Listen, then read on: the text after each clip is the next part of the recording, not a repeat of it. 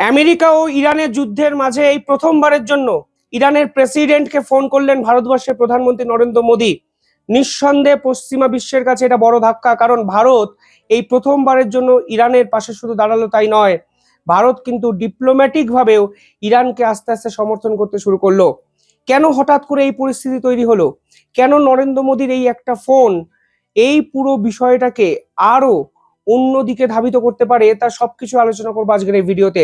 ভিডিওটি শেষ অবধি দেখবেন এবং বোঝার চেষ্টা করবেন এই মুহূর্তে জিওপলিটিক্যাল যে কনটেক্সট তা কিন্তু সম্পূর্ণভাবে আমেরিকার বিপরীতে আস্তে আস্তে যেতে শুরু করেছে। যদি আমেরিকা মারাত্মক কিছু সামরিক আগ্রাসন দেখায় অন্য জিনিস, না হলে কিন্তু এই ডিপ্লোম্যাটিক গেমটি আমেরিকার হাত থেকে আস্তে আস্তে বেরোতে শুরু করেছে। নিঃসন্দেহের ক্রেডিট ইরানের। কেন আমি বললাম এতগুলো কথা? কালকে একাধিক রিপোর্ট সামনে এসছে যেখানে বলা হচ্ছে যে আমেরিকাই প্রথমবারের জন্য ইরানের পাওয়ার গ্রিড গুলোকে ধ্বংস করার কথা ভেবেছে। এবার দেখুন, পাওয়ার গ্রিড ধ্বংস করা মানে ইরানের মতো একটা রাষ্ট্র কার্যত অন্ধকারে ডুবে যাওয়া।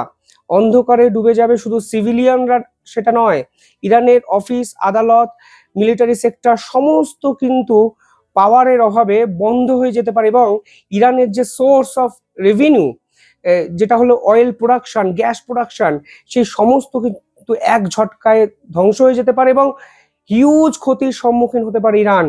এবং এই রিপোর্ট সামনে আসার পর ইরানের পক্ষ থেকে স্পষ্ট হুঁশিয়ারি দেওয়া হয়েছে ডোনাল্ড ট্রাম্পকে, এবং তারা পরিষ্কার বলেছেন যদি আমাদের পাওয়ার গ্রিডে একটা ফোঁটা আঁচড় লাগে তাহলে কিন্তু পশ্চিমা যত দেশ আছে, তাদের যে সমর্থনকারী মধ্যপ্রাচ্যের রাষ্ট্র আছে, তাদেরকে কিন্তু অন্ধকারে ডুবিয়ে দিতে একটা দিন লাগবে ইরানের।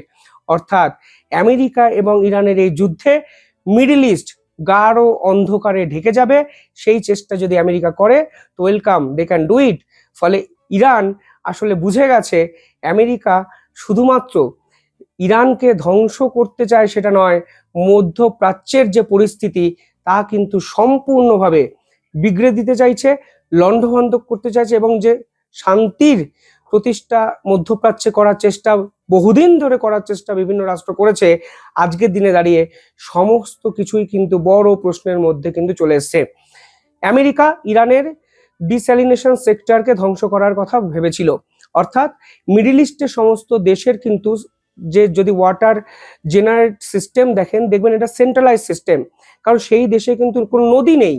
ফলে তারা লবণাক্ত জলকে পরিশোধন করে পানীয়যোগ্য জলে পরিণত করে, এবং ইরানের ডিস্যালিনেশন সেন্টারের উপর আক্রমণ যখন করা হয় তখন কিন্তু পাল্টা মিডল ইস্টের ডিস্যালিনেশন সেন্টারের উপর কিন্তু আক্রমণ করে ইরান।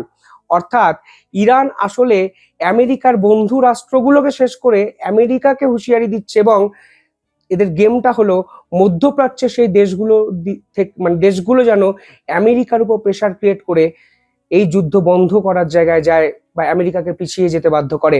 কারণ আমেরিকার এই যুদ্ধে ক্ষতি তো হচ্ছেই, সব থেকে বেশি ক্ষতি হচ্ছে মধ্যপ্রাচ্যের অর্থনীতি আজকে গোটা বিশ্বের প্রথম সারির অর্থনীতি, সেই অর্থনৈতিক স্ট্রাকচার কিন্তু ক্রমাগত ভেঙে যাচ্ছে আমেরিকার এই ধরনের আগ্রাসনের ফলে। ইরান জানে, এবং ইরানের সহজ মোটো আমরা যদি মরি তোমাদেরকে নিয়ে মরবো, তোমাদের বন্ধু রাষ্ট্রগুলোকে নিয়ে মরবো। শুধু তাই নয়, এনার্জি সেক্টরের অবস্থা আপনারা সকলেই জানেন, গোটা বিশ্বে হাহাকার, তেল নেই, গ্যাস নেই, এবং এই রেশ কিন্তু ভারতে এসেও পড়েছে। মধ্যপ্রাচ্যের একাধিক রিফাইনারি সেন্টার কার্যত ধ্বংস। সৌদি আরব সব থেকে বড় রিফাইনারি সেন্টার যেটা ছিল আরামকো কন্ট্রোল করতো, দাউ দাউ করে জ্বলে গেছে ইরানের মিসাইলের দ্বারা। এমনকি ইরানের অয়েল প্রোডাকশন হাব যখন বন্ধ হয়েছে তখন কাতারের এলএনজি প্রোডাকশন বন্ধ হয়ে গেছে। যখন ইরানের অয়েল প্রোডাকশন বন্ধ হয়েছে তখন কিন্তু ইউএইর একাধিক গুরুত্বপূর্ণ অয়েল ইনফ্রাস্ট্রাকচার ধ্বংস হয়ে গেছে। ইরানের যখন ইকোনমিক্যাল স্ট্রাকচার ধ্বংস হয়ে গেছে তখন দুবাই এয়ারপোর্ট কার্যত স্তব্ধ হয়ে গেছে, এমনকি মিসাইল অ্যাটাক বুর্জ খলিফা অব্দি পৌঁছে গেছে। ফলে আমেরিকা আসলে মধ্যপ্রাচ্যকে নিয়ে যে বড় গেম খেলছে, সেই গেম আমেরিকার দিকেই যে ব্যাকফায়ার করতে পারে তা কিন্তু আজকে গোটা বিশ্ব বুঝতে পারছে। কারণ সৌদি আরব, কাতারের মতো দেশ প্রকাশ্য হুঁশিয়ারি দিয়ে দিয়েছে যদি আমেরিকা এই মুহূর্তে এই যুদ্ধ খেলাটা বন্ধ না করে তাহলে তারা আমেরিকাতে যত পরিমাণ ইনভেস্টমেন্ট আছে সেগুলো থেকে ব্যাকআউট করবে, এবং সেই ইনভেস্টমেন্ট কিন্তু কয়েক ট্রিলিয়ন ডলার। সৌদির মতো দেশ কিন্তু নিজেই $1 ট্রিলিয়ন কাছাকাছি ইনভেস্ট করে আমেরিকায়। অর্থাৎ এই যুদ্ধের ফলে আমেরিকার আগ্রাসনের ফলে মধ্যপ্রাচ্যের যত ক্ষতি হচ্ছে সেই ক্ষতিপূরণ কিন্তু এই মধ্যপ্রাচ্যের দেশগুলোর হবে। তারা করবে আমেরিকার ইনভেস্টমেন্ট বন্ধ করে, অর্থাৎ আমেরিকার infrastructure sector, manufacturing sector, AI generating sector, semiconductor sector, যে সকল সেক্টরে মধ্যপ্রাচ্যের দেশগুলো ইনভেস্ট করেছে সমস্ত ইনভেস্টমেন্ট কিন্তু বন্ধ হয়ে যেতে পারে যদি আমেরিকার এই আগ্রাসন বজায় থাকে। কারণ ইরান এবার তাদের পাওয়ার গ্রিডে আক্রমণ করার জন্য উঠে পড়ে লেগেছে এবং আমেরিকার এই আগ্রাসনের পাল্টা আগ্রাসন ইরান দেখাতে প্রস্তুত, যা নিঃসন্দেহে ইরানের বড় ধামাকা সাম্প্রতিক সময়। পাশাপাশি কালকে ইরানের নতুন supreme leader Mostafa Khamenei public speech দিয়েছেন প্রথমবারের জন্য এবং তিনি প্রথমবারেই বুঝিয়ে দিয়েছেন এই যুদ্ধ চলবে, কারণ এই যুদ্ধে ইরানের নাথিং টু লুজ, অর্থাৎ পাবলিক সেন্টিমেন্টকে তিনি কাজে লাগানোর চেষ্টা করেছেন এবং বোঝানোর চেষ্টা করেছেন যুদ্ধ ছাড়া ইরানের কাছে কোনো অপশন নেই, কোনো অবস্থাতেই আমেরিকার কাছে তারা নৈতিকভাবে আত্মসমর্পণ করবে না। উল্টে আপনারা জানেন ইরান আমেরিকার উপর 3টে শর্ত চাপিয়ে দিয়েছে এবং নজিরবিহীনভাবে সেই 3টে শর্ত যদি আমেরিকা পূরণ করে তাহলেই মধ্যপ্রাচ্যের দেশগুলোর উপর আক্রমণ বন্ধ হবে, এই যুদ্ধ বন্ধ হবে, মিডল ইস্ট রিজিয়নে স্টেবিলিটি আসবে এবং সেই শর্ত যদি আমেরিকার জন্য মানতে হয় তাহলে কিন্তু এর চেয়ে খারাপ আমেরিকার জন্য কিছু হতে পারে না। অলরেডি এই যুদ্ধে আমেরিকার কিন্তু কয়েক বিলিয়ন ডলার ক্ষতিগ্রস্ত হয়েছে, ফলে আজকের দিনে দাঁড়িয়ে ডিসঅ্যাডভান্টেজ জায়গায় কিন্তু ক্রমাগত অন্তত ডিপ্লোম্যাটিক স্তর থেকে আমেরিকা কিন্তু যেতে শুরু করেছে, কারণ মিডল ইস্টের একাধিক রাষ্ট্র তার থেকে মুখ ঘোরাতে শুরু করেছে, কারণ এবার পাওয়ার গ্রিডে টার্গেট করার কথা ভেবেছে আমেরিকা। পাওয়ার গ্রিড যদি মিডল ইস্টে বন্ধ হয়ে যায় গোটা বিশ্বের একটা পার্ট পুরো অন্ধকারে ডুবে যাবে। ফলে শুধু ইকোনমিক্যাল ব্যাকবোন যে ভেঙে গেল তা নয়, আজকে সামাজিকভাবে মিডল ইস্ট কিন্তু গোটা বিশ্বের থেকে বিচ্ছিন্ন হয়ে যেতে পারে যদি একটা রাষ্ট্রের 2টো দিন পাওয়ার গ্রিড বন্ধ হয়ে যায়। আর এই প্রেক্ষাপটে দাঁড়িয়ে ভারতের প্রধানমন্ত্রী ফোন করলেন ইরানের প্রেসিডেন্টকে এবং ডিপ্লোমেসি ডায়লগ এক্সচেঞ্জ হলো এবং স্পষ্ট ভারত বুঝিয়ে দিল তারা ইরানকে বিপদের সময় যেভাবে সাহায্য করেছে ভবিষ্যতেও সাহায্য করবে।